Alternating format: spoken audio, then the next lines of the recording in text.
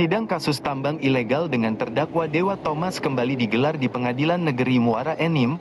Dengan agenda pembacaan putusan, Majelis Hakim menjatuhkan vonis 2 tahun 6 bulan penjara dan denda 30 miliar rupiah kepada Dewa, berdasarkan pasal 158 Undang-Undang Minerba.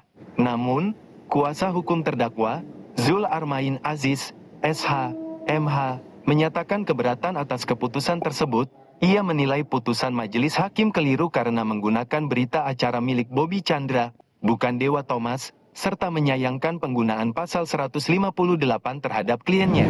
Baik Pak, bisa diceritakan putusan sidang hari ini? Kami sudah mendengar putusan untuk atas nama Thomas Dewa Thomas. Kami mendengar putusan itu dijatuhkan oleh majelis hakim. Dewa Thomas dikenakan pasal 158 Undang-Undang Utang Minerba dengan hukuman 2 tahun 6 bulan.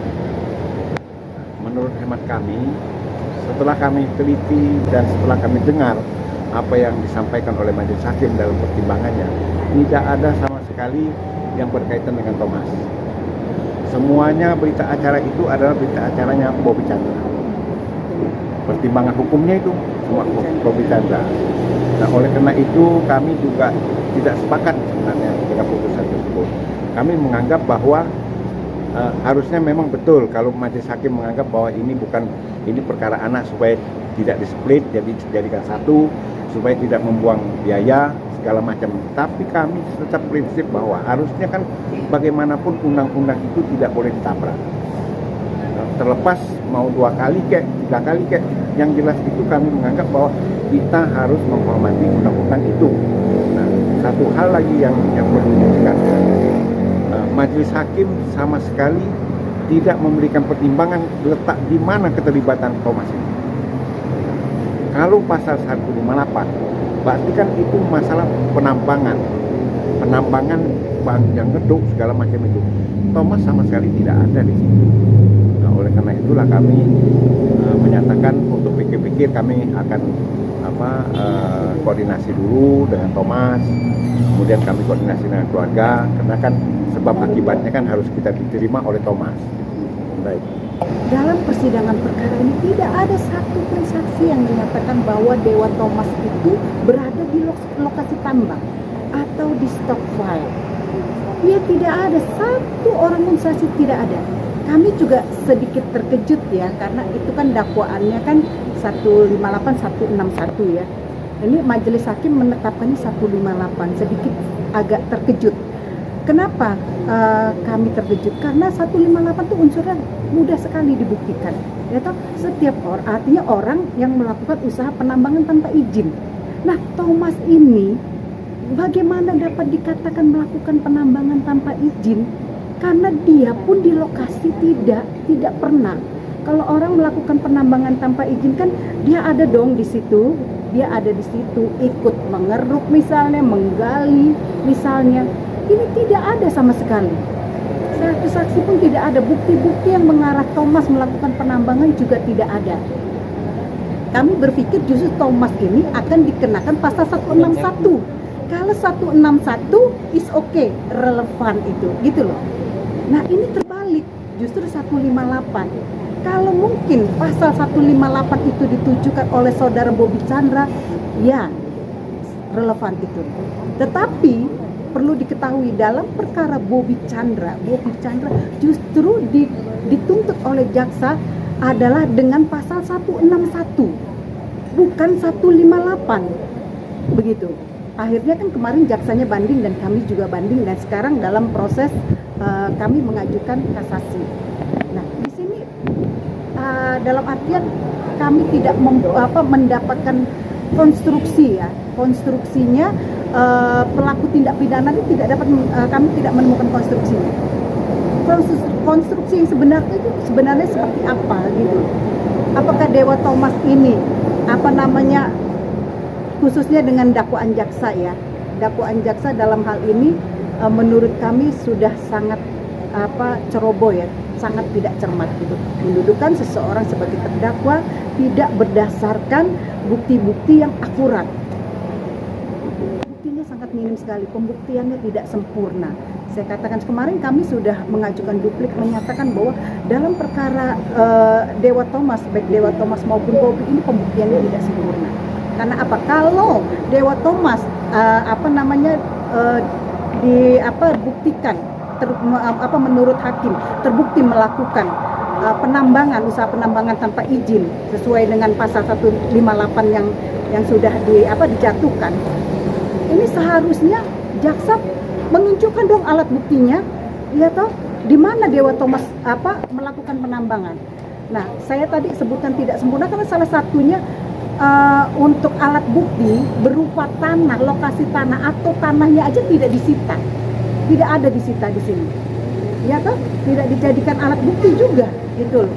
Terus tanahnya ini berada di lokasi HGU PT Bumi Sawindo atau PT Bukit Asam. Nah, kalau ini kan dilakukan sejak tahun 2021 sampai 2024, ya. Penambangan ini dilakukan sudah 4 tahun, 2021 sampai 2024. Nah, seharusnya yang punya IUP itu PT Bumi Sawindo atau PT BA ini juga dong diikut sertakan. Kenapa PT Bumi Sawindo dan PT Bukit Asam ini membiarkan penambangan yang sudah sekian tahun berjalan gitu loh. Bahkan sampai sekarang inilah yang kami kemukakan di persidangan, sampai sekarang pun masih ada yang nambang di sana. PT Bumi Sawindo yang katanya punya IUP diam-diam saja, tuh tenang-tenang saja. Nah, disitulah satu banyak sekali ketidakadilan yang didapat oleh klien kami gitu. Ya, oleh sebab itu sebetulnya kami tadi ingin menyatakan bahwa kami keberatan. Karena waktu nota pembelaan mungkin sudah disampaikan ya bahwa Thomas ini melakukan tindak pidana itu pada tahun 2021 di mana Thomas ini masih usianya 17 tahun. Dan di persidangan memang terbukti bahwa Thomas artinya pernah disuruh menghubungi pembeli itu di tahun 2022 di mana usianya baru 17 tahun. Nah, untuk tahun 2023 seperti yang disebutkan dalam pertimbangan majelis hakim tadi, sampai yang dia kategori dewasa loh, kalau yang di bawah 2022 kan di saat terdakwa Dewa Thomas ini usianya di bawah 18 tahun terbukti di persidangan. Sudah dengan Lekmanto ya, dengan Bu Emi di tahun 2022. Tetapi di tahun 2003 itu 2023 sampai 2004 itu perbuatan yang mana yang dilakukan oleh Dewa Thomas yang mengadakan transaksi dengan Bu Emi dan Lekmanto seperti yang tertera dalam surat dakwaan saudara jaksa penuntut umum ini yang mana itu loh. Karena saudara jaksa penuntut umum hanya menyebutkan Thomas di dakwaannya ya, menyebutkan Thomas bertransaksi dengan Bu Emi dan Lekmanto. Nah, ini sudah dibuktikan Bu Emi transaksi dengan Bu Emi dan Lekmanto ini di tahun 2022, bukan di tahun 2023 saat terdakwa usia 17 tahun dan duduk di bangku SMA. Gitu loh. Dan dilakukannya satu TKP-nya dengan Lekmanto, TKP-nya di Muara Enim, dan satu setelah dia lulus sekolah SMA dan saat liburan dia disuruh kakaknya diminta untuk meneruskan chatting kepada pembeli, hanya meneruskan chatting ya kepada pembeli itu di Palembang pada tahun 2022 juga, karena Dewa Thomas itu tamat SMA-nya di 2022 bulan 6.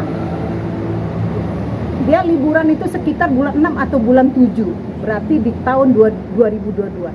Setelah tahun 2023 tidak ada terungkap di persidangan bahwa Dewa Thomas masih melakukan transaksi dengan Bu Emi atau dengan yang bernama Lekmanto. Dan pembelinya pun Bu Emi dan Lekmanto tidak pernah dihadirkan dalam persidangan. Jangankan dihadirkan, disidik pun tidak, gitu loh. Jadi ini hanya sepihak saja jaksa. Jaksa sangat tidak profesional dalam hal ini. Itu yang kami kemukakan dalam nota keberatan kami bahwa jaksa dalam membuat dakwaan khususnya untuk perkara Bobi Chandra dan perkara Dewa Thomas ini amburadul ya, amburadul, carut marut luar biasa, tidak memenuhi ketentuan yang sudah ditetapkan untuk itu 143 ya. Baik, terima kasih Bu. Ya, terima kasih ya.